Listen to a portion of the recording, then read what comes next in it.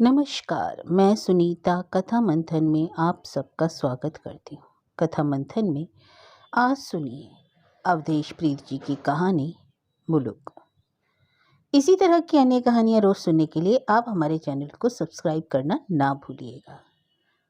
तो चलिए शुरू करते हैं कहानी मुलुक, लेखक अवधेश प्रीत। ढेर सारा धुआं उगलती मुगलसराय पैसेंजर जैसे ही रुकी, धनीराम अपना बक्सा लिए दिए प्लेटफॉर्म पर लगभग कूद ही पड़ा। उसके अलावा इक्का दुक्का सवारियां ही उतरी थी और आड़ा तिरछा रास्ता पकड़ चलती बनी थी। क्षण भर के लिए पैदा हुई हलचल क्षण भर बाद ही समाप्त हो गई थी। गाड़ी सीटी मारते हुए आगे बढ़ गई थी। धनीराम बक्सा कंधे पर लाद कर अपने इस हॉल्ट स्टेशन के बाहर आया और फिर टिटक कर आसपास की चीजों को ममता से निहारने लगा। सांझ का धुंधलका गहराने लगा था। बाहर एक झोपड़ी में डिबरी जल रही थी। धनीराम को पहचानते देर नहीं लगी कि यह झोपड़ी दीना साहे की चाय की दुकान है। अचानक चाय की तलब जोर मारने लगी। वह सीधे उस दुकान की ओर बढ़ गया। दुकान के सामने एक बेंच पड़ी थी जिसका एक पाया गायब था। गायब पाए वाली जगह पर 3-4 ईंटें लगी हुई थी। धनीराम उस बेंच पर बैठते हुए बोला, राम राम साहा जी। झुर्रीदार चेहरे वाले दीना साहा ने अपने चश्मे के भीतर से झांकते हुए धनीराम को पहचानने की कोशिश की। धनीराम समझ गया। उसने स्वयं बताना शुरू कर दिया। अरे हम हैं साहा जी धनीराम, परमेश्वर राम के बेटा। उतराओ घर है। अरे धनिया धनिया है रे। दीना साहू ने उसे पहचान लिया। उनके स्वर में हैरत थी। तू तो पंजाब गया था, का हाल चाल है रे? सुना है वहां बड़ी मारकाट चल रही है। धनीराम के शरीर में अचानक झुरझुरी छूट गई। वह सिहर उठा। जिस खौफ से पीछा छुड़ाकर भागा था, उसकी याद आते ही वह बुरी तरह दहशत में घिर गया। मुश्किल से उसके बोल फूटे।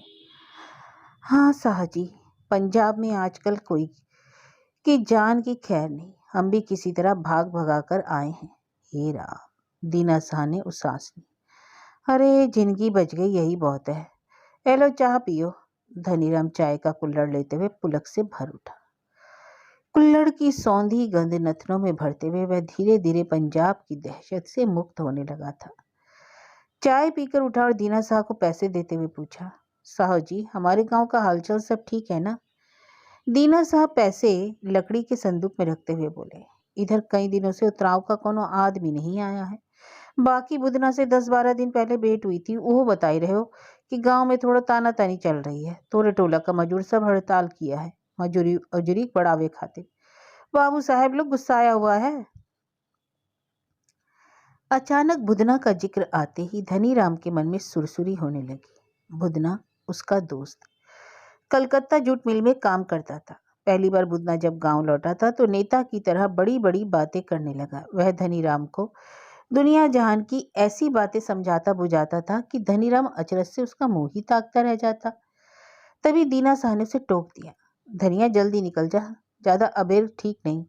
जमाना बड़ो खराब है। जमीन मामूली बात तो नहीं। अरे साहा जी, धनीराम बक्सा संभालते हुए बोला, अब अपना मुल्क तो डर काहे का, सभी तो जान पहचान का है। उसके स्वर में स्वतः ही स्फुरता निडरता आ गई। गांव का रास्ता पकड़ते ही धनीराम के पैरों में जैसे तेजी आ गई। बक्सा हल्का भारी था, लेकिन इस वक्त वह अपने घर पहुंच जाने के उत्साह से भरा था। रात गहराने लगी थी। चारों ओर घुप अंधेरा था। रास्ते में धूल भरी थी। एक जगह रुककर उसने अपनी पतलून के पायचे मोड़े, गमछे से मुंह पहुंचा और फिर तेज तेज कदमों से चल पड़ा। सुनसान रास्ते में उसका दिमाग तरह तरह की यादों में उलझने लगा था। वह पूरे 2 साल बाद गांव लौट रहा था। इन 2 सालों के दौरान उसे अक्सर माँ बाप और बहन की याद आती रही थी। इधर कई महीने से घर गांव की कोई खबर नहीं मिली थी, और मिलती भी कैसे? उसका कोई ठौर ठिकाना रह ही गया, कहाँ गया था? जब से पंजाब में मारकाट मची थी, वह दर दर अपनी जान बचाने के लिए भटकता फिरा था, कभी इस गांव तो कभी उस गांव। शुरू के दिनों में वह लुधियाना के एक गांव में काम करता था, सरदार सुरजीत सिंह के फार्म पर। उसी फार्म पर उसे जैसे कई और भैये थे। सब बड़ा ठीक ठाक चल रहा था कि अचानक एक दिन फार्म पर हड़कंप मच गया था। कहीं बाहर से आए 3-4 लोगों ने सरदार सुरजीत सिंह को घेर लिया था। उन सब ने सरदार जी को कड़कते हुए आदेश दिया था, अपने फार्म के सारे भाइयों को बुलाओ। सरदार जी उनकी सबकी मंशा भाप गए थे। वह अपनी बंदूक उठाने के लिए लपके ही थे कि तड़ तड़ कई गोलियां छूटी और वह वहीं ढेर हो गए। गोलियों की आवाज़ सुनते ही शोर हो गया। सारे के सारे हत्यारे फायर करते हुए निकल भागे थे। इस घटना से पूरे गांव में दहशत फैल गई थी। सरदार जी का परिवार पूरी तरह आतंकित हो रहा था। धनीराम दूसरे कई मजदूरों के साथ गांव छोड़कर चल पड़ा था। फिर तभी से शुरू हो गई डर छुपकर जीने और जान बचाकर अपने मुल्क वापस चले जाने की कोशिश। हर दिन राम राम कर बीता था और जिसको जैसे जुगाड़ बन रहा था वह अपने मुल्क की ओर रवाना हो रहा था। अपना मुल्क। धनीराम को विश्वास ही नहीं हो रहा था कि वह सही सलामत लौट आया है। इस वक्त जबकि वह धूल भरे रास्ते में अपना बक्सा कंधे पर उठाए गांव की ओर बढ़ता जा रहा था, अपने आप को बहुत सौभाग्यशाली मान रहा था। उसे फिर बुधना की याद हो आई। बुधना ने उसे पंजाब जाने से बहुत रोका था। कहता था, देख धनिया, पहली बात तो यह है कि मजदूर चाहे कहीं पर रहे उसका खून चूसा जाएगा ही, चाहे वह पंजाब हो चाहे कलकत्ता। हमारी बात मानो तो कहीं जाने वाने की जरूरत नहीं, हम भी कलकत्ता छोड़कर यहीं रहेंगे। तब उसे विश्वास नहीं हुआ था कि बुधना कलकत्ता छोड़कर गांव में ही रह जाएगा, लेकिन वह रह गया था। पंजाब में जब धनीराम को अपने बाबू की चिट्ठी मिलती तो उसमें बुधना का भी जिक्र होता। बाबू की चिट्ठी से ही पता चला था बुधना आजकल नेतागिरी करने लगा है। गांव के मजदूर सबको भाषण दे देकर बाबू साहब लोगों से सावधान रहने को कहता है। टोला का जवान लड़का सब उसकी बात बहुत मानता है। वह तुमको भी बहुत याद करता है। धनीराम को यह सब कुछ जानकर रोमांच हुआ था और तब पंजाब उसे बहुत बुरा लगने लगता। अक्सर मन करता कि वह उड़कर अपने गांव टोल में पहुंच जाए और कहे, बुधना तो ठीक कहता था कि मजदूर का खून हर जगह चूसा जाता है। खून तो उसके माँ बाप का भी चूसा जाता रहा। उसने अपनी आंखों से देखा है कि उसका बाप रामदहीन बाबू की हलवाई करते करते बूढ़ा गया, लेकिन कभी भरपेट भोजन नसीब ना हुआ। माँ घर घर गोबर पाती और बाबू साहब की मेहरारू औरत की सेवा टहल करती, फिर भी तन पर कभी साबुत साड़ी नहीं हो पाई। बहन जवान हो गई थी। उसकी शादी की चिंता सबको घुन की तरह खाई जा रही थी। वह यह देख देख कर तड़प उठता। हालांकि वह भी बनिहारी मजदूर करके बाप को कुछ मदद कर दिया करता था, लेकिन उस साल सूखा ऐसा पड़ा कि सब काम धंधा बंद हो गया। फाका कशी की बुरी नौबत आ गई। उस साल टोल के कई जवान मर्द गांव छोड़कर काम की तलाश में निकल पड़े थे। बुधना यह सब देखकर बहुत दुखी हुआ था। उसने धनीराम से पूछा था, धनिया, टोल का सब लोग भाग के कहाँ जा रहा है रे? शहर में काम धंधा फेंका पड़ा है क्या? फिर गांव खाली मजूरी काहे छोड़ रहा है? बाबू साहब लोग गांव काहे नहीं छोड़ता? बुधना ने उसके चेहरे पर आंखें गड़ा दी। वह कुछ समझ नहीं पाया। बुधना ने उसे समझाया था, इसलिए कि वो लोग भूखों नहीं मरेगा। कोठी में अनाज भर के रख दिया है। ऊपर से सरकार सूखा के लिए बाबू साहब लोगों को ही सहायता देगी, मजदूर को क्या मिलेगा? लेकिन हम पूछते हैं, खून पसीना एक कर देने वाला मजदूर भूख से काहे मरे? तब उसकी बात धनीराम की समझ में नहीं आई थी। उसके सामने भूख का बढ़ता शिकंजा था। वह बिना कुछ सोचे विचारे काम धंधे की तलाश में निकल पड़ा। रामपुरवा का गजाधर पंजाब में काम करता था। उसी से उसने पंजाब में कई किस्से सुन रखे थे। उन किस्सों में दूध, दही, घी, मक्खन, साग, रोटी, मांस, दारू और खनखनाते पैसों का आकर्षण था। धनीराम के लिए पंजाब जाने का मतलब था किस्मत के दरवाजे का भड़बड़ाकर खुल जाना। लेकिन पंजाब पहुंचने के बाद ही उसे लगने लगा था मजदूर चाहे कहीं रहे, उसकी किस्मत का दरवाजा खुलना उतना आसान नहीं जितना वह अपने मुल्क में रहकर सोचा करता था। सोचते सोचते धनीराम काफी जमीन तय कर आया था। अंधेरी रात थी, इसलिए रास्ता कटना और भारी होता जा रहा था।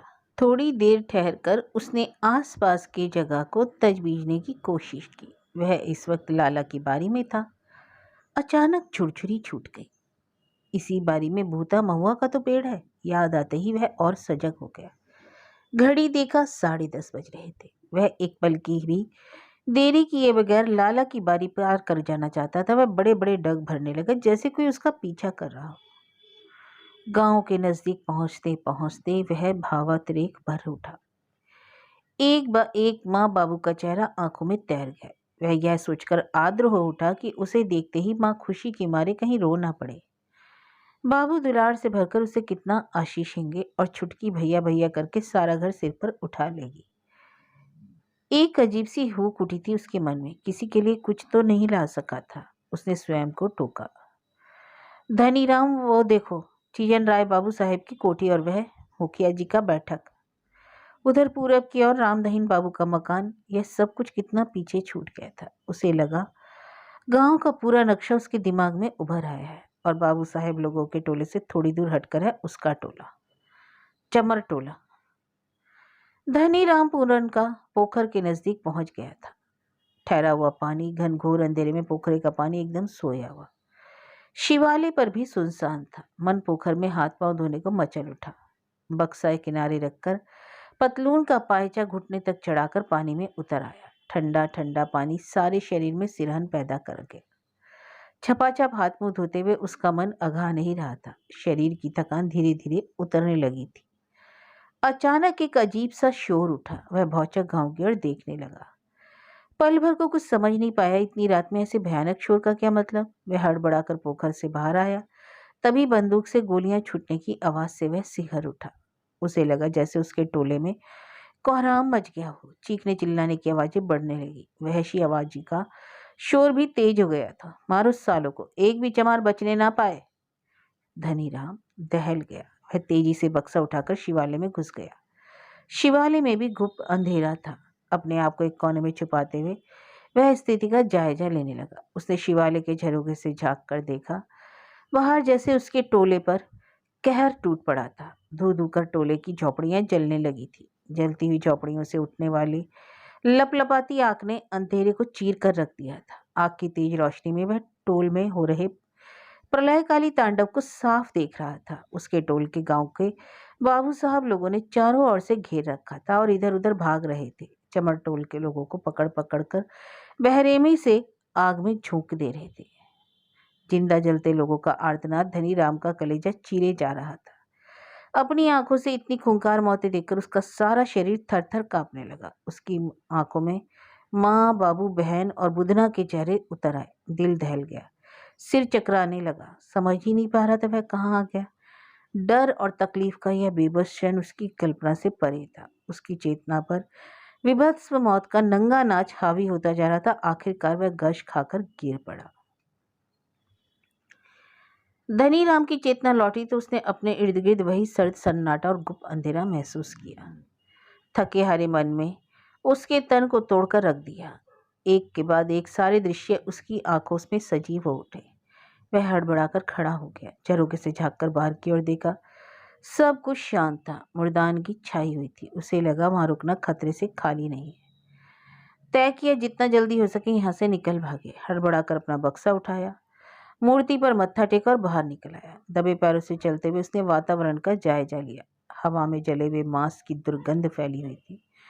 झोपड़ियों से अब भी धुआं उठ रहा था। अचानक उसे फिर बुधना की याद हुई। जैसे बुधना कह रहा है, धनिया मजूर चाहे कहीं रहे, उसका खून चूसा जाएगा। उसे लगा उसकी रगों में वह खून उबलने लगा है। समझ ही नहीं पा रहा था इस वक्त वह क्या करे। एकदम ठिठक कर रह गया। मन उपचुप हो रहा था। जैसे कोई शक्ति उसे उकसा रही थी कि आखिरी बार अपने परिजनों को देख ले, कि अपने उस जले हुए घर को, राख को छुए, जहाँ उसकी जिंदगी के तमाम सुख दुख बीते हैं, जहाँ खेल खाल कर वह बड़ा हुआ है और जिसकी छाह ने उसके जख्मों को सहलाया है। और एक अजब साहस उसके अंदर पनपने लगा। मुट्ठियां बीची और यकायक वह चोर कदमों से तेज तेज अपने टोले की ओर बढ़ चला। दूर दूर कहीं कोई आगम नहीं था। अपने आप को छिपता लुकाता वह चमर टोल में घुस आया था। गुप अंधेरे में कुछ सूझ नहीं रहा था, लेकिन जले मांस की दुर्गंध उसके मन को मत रही थी। चारों ओर जली हुई झोपड़ियों के खपच्चे और राख के ढूं नजर आ रहे थे। कहीं कोई स्पंदन नहीं, कोई बचाव नहीं। वे कहाँ होगा। उसने अपनी आंखों में जिस वहशी दृश्य को देखा, उसके बाद किसी के जीवित बचे होने की संभावना भी कहाँ थी।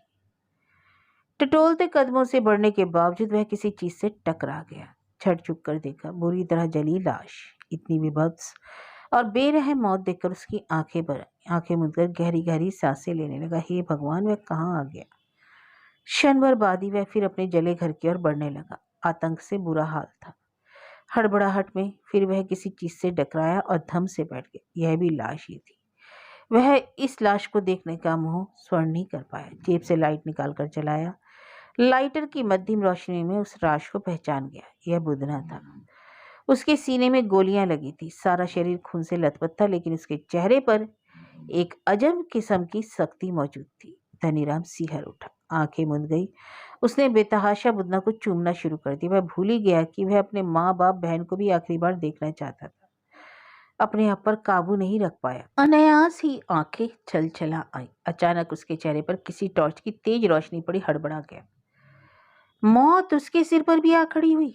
उसने चुरियाई आंखों से देखा, 3-4 युवक लाठियां लिए खड़े हैं। उनमें से एक ने चीखते हुए कहा, कौन है रे?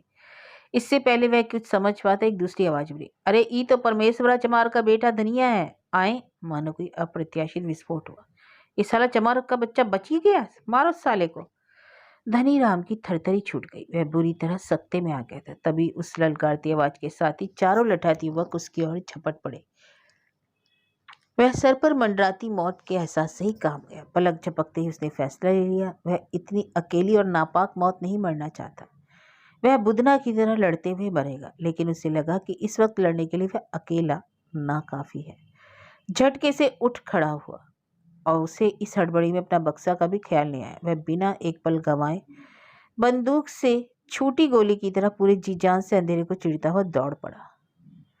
उसके पीछे पीछे वे वहशी युवक भी दौड़ पड़े। उनमें से एक चीख पड़ा, साला बच के न जाने पाए। और फिर दूसरी, तीसरी, चौथी आवाजें आपस में मिलकर एक के बाद धनीराम की मौत का परवाना बनती जा रही थी। दरिंदगी उसका पीछा कर रही थी और वह भागा जा रहा था, बेतहाशा, बदहवास, बेछोड़।